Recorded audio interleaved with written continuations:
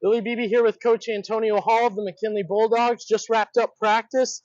2 days of practice this week. Coach, how'd it go? Well, pretty good.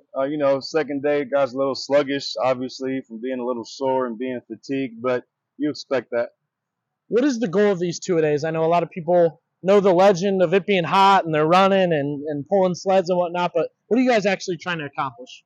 We're trying to get as much work in as we can. Try to have as many real game-like situations in because of how short the preseason now with the season starting so early. We really got to maximize every opportunity we can to have on the field. Let's talk about what you guys have done so far. You had the 7-on-7. We were there for that. You had the late night practice. Do you feel like the guys have had fun with the different stuff? I think so. We always try to put our guys in some challenging situations. We always talk about getting comfortable, being uncomfortable. So practicing late at night, coming in, practicing in the morning, practicing in the afternoon, practicing after we lift. We try to put our guys in many adverse situations as we can so that they're battle tested and ready to hit the field. After last year, the slow start, do you feel like your coaching staff or your team has talked a little bit about a fast start or a better start? Yeah, that's all we've been preaching this whole offseason is, we haven't won an opening game yet since I've been here. And to come out 1-0, I think that would be huge for our program, huge for just the mindset of our culture moving forward through the season. So everything is geared for us trying to be 1-0 at the start of the season.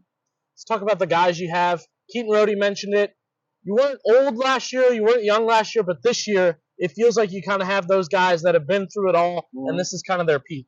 Yeah, obviously we had to replace 4 of our 5 starters up front on defense, and all 3 starters on all the offensive line, and all 3 starters on the defensive line. So getting our size acclimated and getting guys to own that position was a big key for us, and I think guys are starting to do that. We're only returning 2 defensive starters from last year, but we had a lot of guys play. And so it's just getting those guys to own those positions now and developing some depth behind them so we can make sure we're covered should guys get injured. Coach, what do you want people to know about your team headed into the season? This team has worked tremendously hard in the offseason. They've been committed, but all that should show hopefully in our play come the first few weeks. But we're always trying to be the fast, most physical team on the field, and that's never going to change at McKinley. What's your drink of choice after a practice like this? I just need me about a half gallon of ice cold water, and I'm ready to go. I respect it. Coach, thank you. You got it.